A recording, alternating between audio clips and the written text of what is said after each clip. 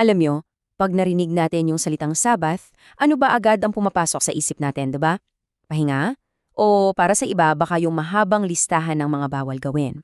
Well, sa pagtalakay natin ngayon, susubukan nating baliktarin yan. Titingnan natin ang isang mas malalim at, surprisingly, mas aktibong kahulugan nito. So, heto yung magiging flow ng usapan natin. Uumpisahan natin sa tanong na, ito ba'y araw ng mga patakaran? Tapos, titingnan natin si Jesus bilang Panginoon ng Sabat, aalamin natin ang tunay na gawain sa Sabat, ano ang ibig sabihin ng ang katawan ng kapahingahan, at sa huli, paano natin ito isa sa buhay araw-araw. Okay, so umpisahan natin sa kung ano yung alam ng karamihan. Pag sinabing Sabbath, automatic yan, di ba? Isang araw na puro bawal. Bawal magtrabaho, bawal magluto, bawal ito, bawal yan. Parang yun na yung nakatatak sa isip natin. Pero, yun na lang ba talaga yun? Isang mahabang listahan lang ng mga dates? O baka naman may mas malalim pa tayong kailangang makita? Yan mismo yung ideya na sisilipin natin. At dito na nagiging interesting ang lahat. Kasi kung titingnan natin, si Jesus mismo, yung mga sinabi at ginawa niya, parang binabangga niya ng direkta yung mga tradisyonal na patakaran tukol sa Sabat noong panahon niya. Halimbawa, yung mga disipulo niya na kumain kahit na bawal, yung mga pari na technically nagtatrabaho sa templo, at yung pinakadramatic, yung pagpapagaling niya sa babaeng may sakit sa loob ng 18 taon.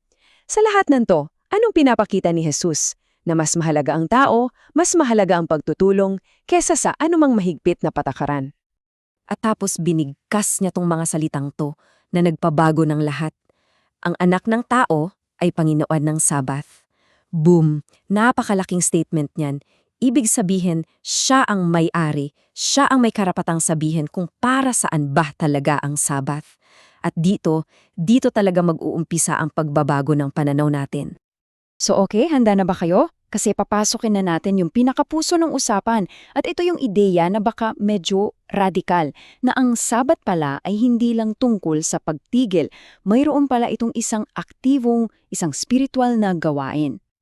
Isipin niyo to ha, bakit yung mga pari sa templo, di ba, nagtatrabaho sila tuwing Sabat pero hindi sila nagkakasala? Hindi lang yan pinapayagan kundi utos pa nga. Bakit kaya? Dahil yung trabaho na ginagawa nila, iba ang layunin. At yan yung susi para maintindihan natin to. At dito na natin makikita yung koneksyon. Yung pagsasakripisyo ng hayop sa templo, hindi lang yan basta ritual. Simbolo yan ng paghatol at pagwasak sa kapangyarihan ni Satanas.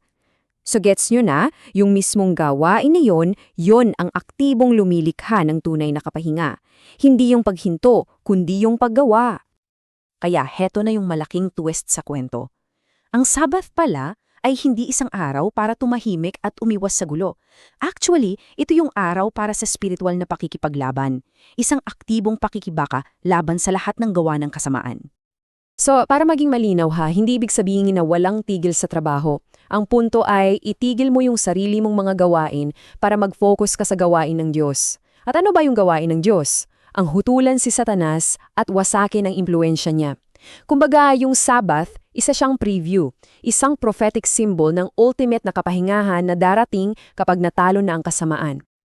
Okay, ngayon, paano natin i-connect lahat ng to kay Jesus? Paano siya naging the embodiment of rest, yung mismong katawan ng kapahingahan? Meron kasing parang spiritual hierarchy o antas ng kahalagahan. Nasa pinakatuktok, si Jesucristo. Mas dakila siya kaysa sa templo. At yung templo naman, mas dakila kaysa sa araw ng Sabbath. Ang logic dyan ay simple. Kapag nandyan yung mas dakila, nag-iiba ang purpose ng mas mababa sa kanya. So, tingnan nyo yung pagkakaiba. Yung karaniwang pagtingin sa pahinga ay pahinga mula sa trabaho. Pero dito sa bagong pananaw na to, ang pahinga ay pahinga mula sa kasamaan. Hindi lang physical na pagtigil, kundi spiritual na kalayaan. Hindi na siya isang araw ng mga rules, kundi isang state of being, isang kalagayan ng pagkatao. At ito na yung aabangan nating lahat, yung aha moment. Si Jesus, siya mismo ang Sabbath. Hindi lang siya sumusunod dito, siya ang katuparan nito. Bawat pagpapagaling na ginawa niya, bawat pagpapalaya sa mga inaalipin, yun ang perfect example ng tunay na gawain sa Sabat, ang paggapi sa gawa ng kadiliman. Okay, ang ganda ng teolohiya. no? Pero, so what? Paano natin to isa sa buhay? Ngayon, sa panahon natin. So, yung tanong ngayon, paano natin gagawing practical tong sinaunang ideya na to? Ano ang relevance nito sa atin ngayon? Ang sagot daw ay nasa banal na espiritu. Kasi sa pamamagitan niya, kahit anong araw, Martes man, Biyernes, Linggo, pwedeng maging Sabath. Paano? Kapag tayo ay kumikilos, kapag nakikibahagi tayo sa gawain ng Diyos. Yung pagpapakita ng awa, yung pagtataguyod ng katarungan, yun na yun. Yun ang pagsasabuhay ng Sabath. At dito natin tatapusin sa isang malaking kaisipan na iiwan ko sa inyo.